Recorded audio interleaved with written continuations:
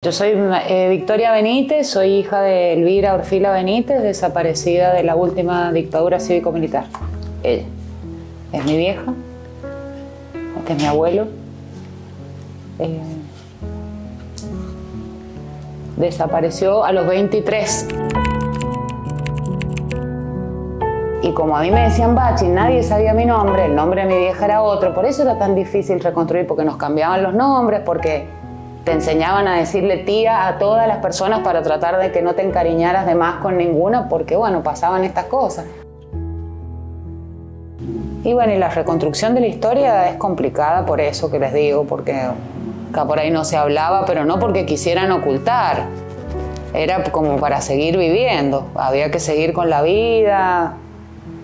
En la escuela era difícil, los pendejos no se querían juntar, esos hijos de una montonera, no te juntes con ella. Mi mamá dice que tu mamá mataba niños, ponía bombas en los jardines, ese tipo de cosas que escuchamos otra vez en boca de este gobierno. Era difícil. Y me hubiera gustado estar con ella, charlar con ella. Un par de amigos que me comentaron que tenía, acá en San Juan hablaba, pero viste, era como... También creo que tiene que ver con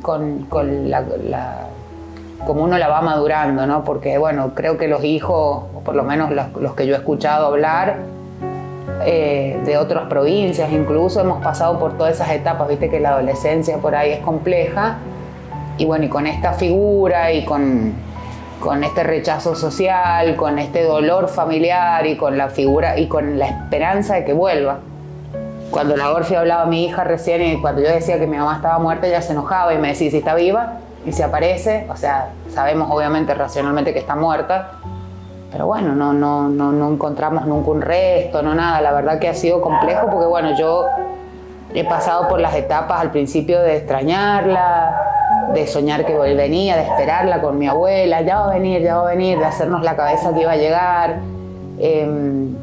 Después en la tele, cuando decían que los desaparecidos en realidad estaban en Europa, yo decía, bueno, a lo mejor mi vieja está en Europa también, pasándola bien, bueno, un montón de cosas. Y después cuando empezás a socializar un poco por ahí estas cuestiones medio crueles que te dicen, y yo decía, bueno, mi vieja prefirió la militancia y no me prefirió a mí, pasé por un montón de etapas de esas, ¿no?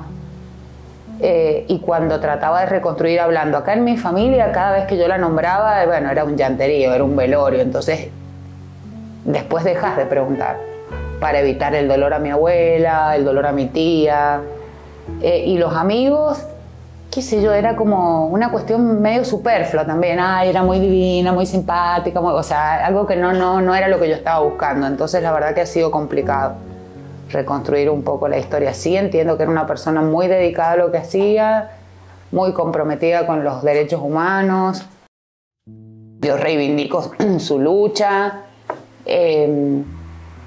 Como te digo, haciendo como la analogía con los otros hijos, todos tenemos esta cuestión del superhéroe, ¿no? Y tengo derecho, obviamente, a tenerlo, porque bueno, nada, le contaría en realidad esta cuestión a un niño de 5 años, obviamente con mucho cuidado, porque son muy pequeños, esta cuestión del respetar la democracia, respetar las instituciones, que la gente tiene que elegir a sus gobernantes, que no se puede permitir que por la fuerza te maten por pensar distinto, hagan las cosas que hacían acá por pensar distinto. Bueno, que el mejor sistema para vivir es el democrático, o el menos peor, por ahora.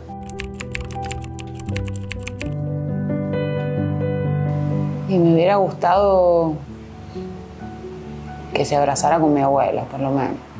O sea, que mi abuela se pudiera morir tranquila, que estaba bien. Y en todos, la verdad, que cuando me separé del padre de mi hijo, que era un violento, que me hubiera acompañado, que me hubiera... qué sé yo, la verdad que en todos los momentos me hubiera gustado tener.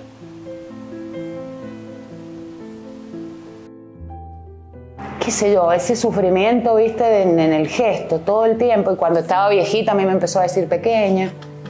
¿Te acordás que me decía pequeña? Se empezó a perder y me hablaba como si yo fuera mi mamá. Y siempre esperando que volviera, siempre. Esperando que volviera. La verdad que eso es duro. Bueno, ¿te acordás de esta voz? Esa la manda mi mamá de Mendoza para las fiestas. Bueno, como si fuera yo, escribiéndole a mis abuelos y a mi tía y a mis otros primos. Sí, me acuerdo. ¿De qué año es? ¿Del 77? 76. 76. Después... 16 de diciembre del 76. Estábamos terminando esta casa. Vivíamos en la parte del lado.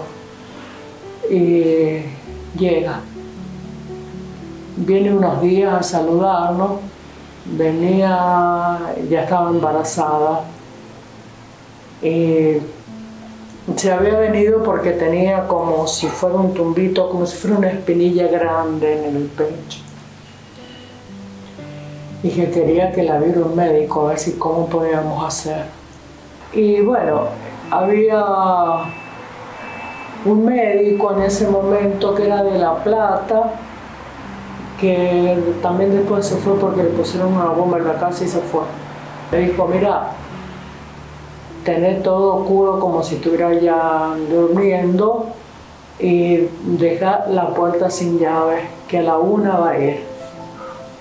Y a la 1 entró todo por el oscuro y estaba en el último dormitorio. En mi dormitorio estaba acostada porque yo ya estaba durmiendo. Y la vio y dijo, y aquí hay que hacer análisis, dice, porque esto hay que ver qué es lo que es. Hay una infección. Y si los análisis indican que la infección ha pasado al feto, lamentablemente va a tener que abortar.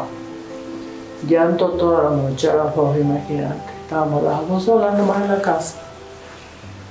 Y bueno, mi papá se puso en contacto con Pardini, el padre del abuelo paterno, sería de Víctor, que era muy amigo de... Era un hombre que iba todos los días a la casa de España y ahí se juntaba. Muy amigo del doctor. Ellos le dijeron, mira, vamos a operar. verla en el instituto médico. Pero tiene que ser fuera de horario. Claro, la pusieron tipo con un grupo electrógeno, así lo operaron, o sea, es una locura. Toda una estrategia rara para llevarla hasta el quirófano sin que la viera nadie. Y bueno, ahí la vieron, le sacaron un poquito, le sacaron y dijeron que no, hicieron unos análisis rápido, que no había pasado a la sangre, entonces podía seguir adelante el embarazo y que después de tener familia tenía que hacerse atender a ver qué había sido. Pero no hay más.